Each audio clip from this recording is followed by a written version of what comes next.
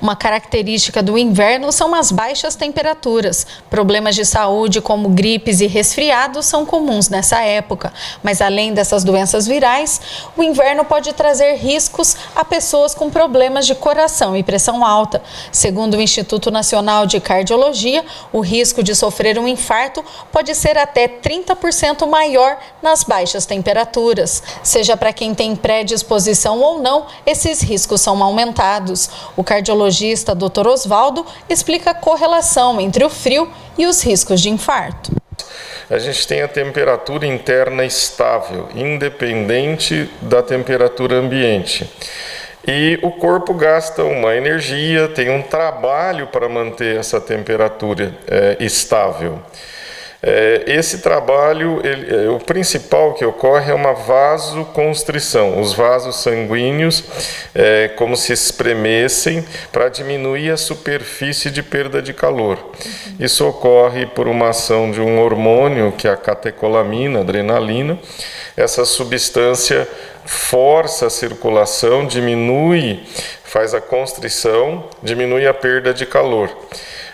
Com isso, a temperatura se mantém estável, que é eficiente, mas pode ocorrer aumento de frequência cardíaca, aumento de pressão, existe um aumento do trabalho na pressão.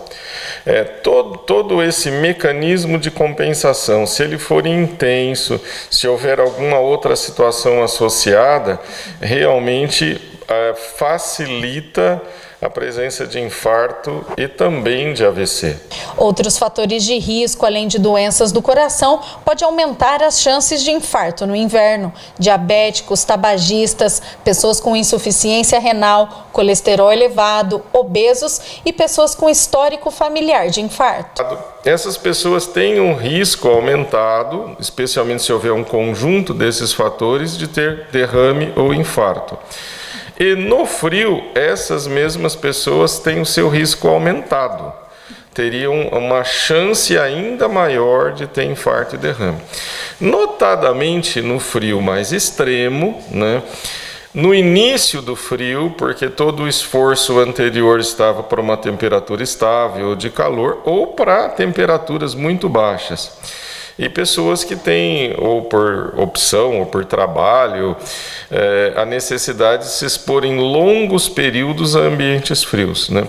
Quanto mais intenso isso, maior a chance de se exigir um trabalho extra do coração e ele não dá conta e evolui com infarto ou derrame. Doutor, e quais são os primeiros sinais que essa pessoa, né, que está propensa a ter infarto, que ela vai apresentar, os primeiros sintomas? Os sintomas são os mesmos, né? Não muda muito. No infarto é dor no peito, mal-estar, sensação de desmaio, mas especialmente a dor no peito, que irradia para os braços ou não, né? Às vezes irradia para a região da mandíbula. E no derrame, uma parte do corpo que passa a ter um funcionamento diminuído, uma paralisia súbita do braço, da perna, de um lado ou outro do corpo, com alterações de consciência às vezes associadas. Os sintomas são parecidos.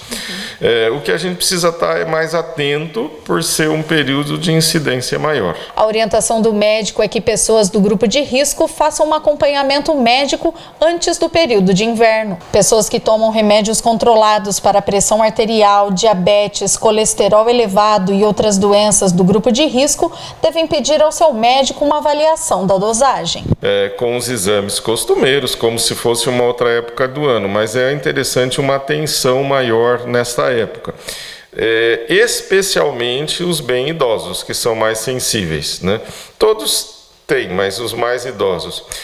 E muitas vezes há necessidade de modificação do remédio que a pessoa já usa ou das doses dessa medicação. É bastante possível que haja necessidade de aumento de doses, de alguma modificação de estratégia para o enfrentamento mais adequado. Além do acompanhamento médico, redobrar os cuidados com a alimentação, exercícios físicos e hidratação.